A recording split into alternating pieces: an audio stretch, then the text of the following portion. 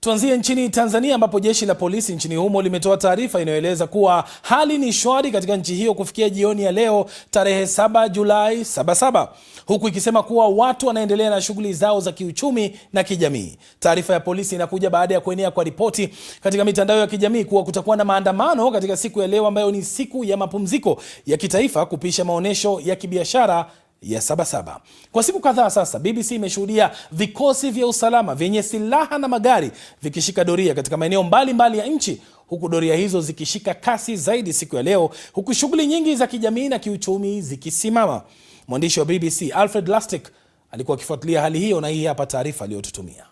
Ikiwa ni miongoni mwa maeneo yenye shughuli nyingi za kibiashara, watu wakiingia na wengine wakitoka, stendi kuu ya mabasi ya Magufuli jijini Dar es Salaam leo imeonekana tulivu kuliko ilivyo kawaida.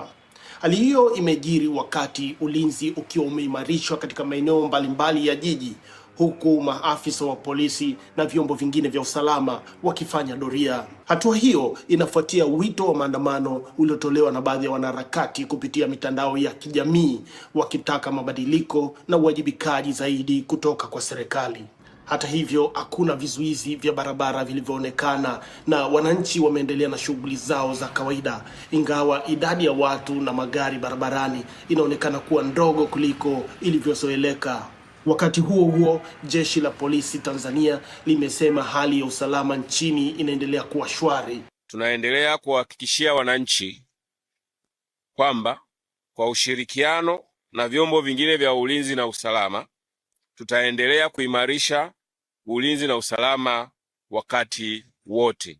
Awali leo jijini Dodoma, maeneo ambayo mara nyingi huwa na shughuli nyingi yalionekana kuwa na utulivu zaidi, hali iliyowafanya baadhi ya wakazi na wafanyabiashara kuendelea kufuatilia kwa karibu mwenendo wa siku. Hatujatarajia hali kwa hivi.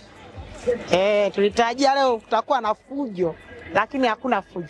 Mpaka sasa hivi kitu cha tofauti labda niseme tu ni hofu kwa ajili ya Watanzania, jinsi hizi skendo zilivyokuwa zinavuma na uhofu wa watu. Asilimia kubwa wafanyabiashara wengi leo tuseme hawajafungua, na waliowahi kufungua, waliokuja kufungua wamechelewa sana. Hali ya mji ni shwari na hakuna sehemu yoyote ambako kumeripotiwa kuwepo kwa mkusanyiko wa watu wanaokusudia kufanya vurugu au kufanya maandamano yasiyo halali. Kadiri muda ulivyokwenda, shughuli mbalimbali za kijamii na kiuchumi ziliendelea katika maeneo tofauti ya mji. Hivyo ndivyo hali ilivyokuwa nchini Tanzania. Lakini vipi nchini Kenya? Polisi wanasema kwamba wamewakamata waandamanaji 10 jijini Nairobi wakati wa maadhimisho ya Sabasaba mwaka huu, huku maafisa wa polisi wakishika doria kote jijini Nairobi. Waandaaji wa maandamano hayo walikuwa wamesisitiza kwamba waliwaarifu polisi na kwamba wangeelekea bungeni kuwasilisha malalamishi yao. Maafisa wa polisi waliweka vizuizi katika barabara muhimu za kuingia Nairobi, ambapo waliwakagua abiria. Wengine walishika doria katika sehemu za katikati mwa jiji, jukumu lao kuu likiwa kufuatilia mienendo ya watu na kuzuia waandamanaji kukusanyika. Na vijana wenye tulikuwa tunapambana nao, wengine walishikwa na wakapelekwa kwa manyumba ambayo hawakuelewa. So hayo pia tunalilia na tutazidi kulia hadi serikali iweze kufuata sheria na serikali iweze kufuata katiba. Swali nyingine watu wanauliza kwa nini tunapeleka petition pale bungeni. Ni kwa sababu saa zenye tunachagua hawa bunge, huwa tunawachagua ndio watu represent. Saa hizi tumefanya research ya kutosha na kuona zile vifo zenye zimepatikana kwa hii regime ya President William Ruto, wale watu ambao wamekidnapiwa wote na ni kwa sababu gani, wale watu ambao wamepigwa ni kwa sababu gani. Na ndio maana sasa tunataka tuende pale bungeni tulilia wabunge waweze kuangalia venye wanaweza lainisha hinje ya polisi, ndio polisi waweze kufuata sheria. Brenda, kama msichana na unayewakilisha Gen Z, ni changamoto gani mnazokabiliana nazo kwa sasa? Jinsi ambavyo mapolisi wanatu handle kama protesters when we are tukiprotest peacefully, serikali ama tuseme polisi wanafanya vibaya, wanatu mistreat, wanatupiga.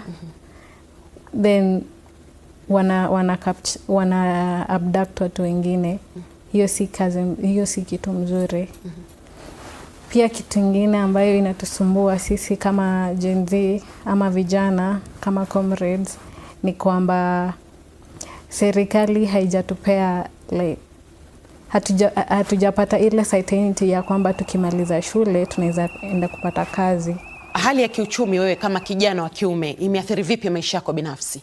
Wengine wamekuwa goons, wengine wameingilia miadarati, wengine wameingia mambo ya gambling. Unapata maisha yanakuwa magumu sana kwa sababu ya ugumu wa uchumi. Bwana Francis, Joshua hapa amezungumzia kuhusu swala la wahuni, na serikali hapo nyuma imedai kwamba vuguvugu kama hili ambalo unaliongoza yanafadhiliwa na watu kwa ajili ya kuvuruga amani. Hili nalo unasemaje? Tumeona kwa zile maandamano past kama 2-3 hao wahuni wakijaa pale town. Sasa zenye sisi tunakuja kuandamana, tunapata wahuni wamekuja na fimbo, wengine wanakuja na visu, wengine wanakuja na mapanga, kwa wamekuja kuandamana. Lakini ukifanya uchunguzi unapata kuna mtu mmoja mwenye yuko kwa serikali mwenye alikuwa ameleta hao vijana ama hao goons wakuje waharibu maandamano. Siku ya Sabasaba leo ungependa ikumbukwe vipi? Napenda ikumbukwe kwamba enzi ambayo wazazi wetu ama tuseme kina babu zetu waliandamana, Sabasaba za kitambo zikumbukwe mili zao. Pia wanafunzi walioaga dunia katika protest za miaka zilizopita wakumbukwe, na pia serikali isikize milio yetu kama vijana. Kitu ya pili ambao ningefurahi sana nikisikia kama kijana kuona wale waathiria ambao umetuambia hapa kuwa ati wameanza kulipwa, wamepata pesa zao. Yale mambo ambayo yanatia vijana mauchungu ni yale anaona kuwa kweli serikali inawaambia hakuna kazi na hakuna vile ambavyo wanaweza tengeneza njia hao vijana kupata kazi. Kama mnaweza kuja na sheria ambazo angalau ziteka afisa ama ziteka serikali accountable kwa yale mambo ambayo yanafanya, sisi kama vijana mtatuona tunatoka nje ama tunaambia wenzetu tuende tukaandamane. Wakenya wanapoadhimisha siku ya Sabasaba, china dakika moja, ujumbe wako kwa taifa ni upi? Tuko na constitution nzuri sana ya 2010. Constitution iweze kufuatwa, Kenya ipone na kila mtu afurahie kuishi kwa nchi.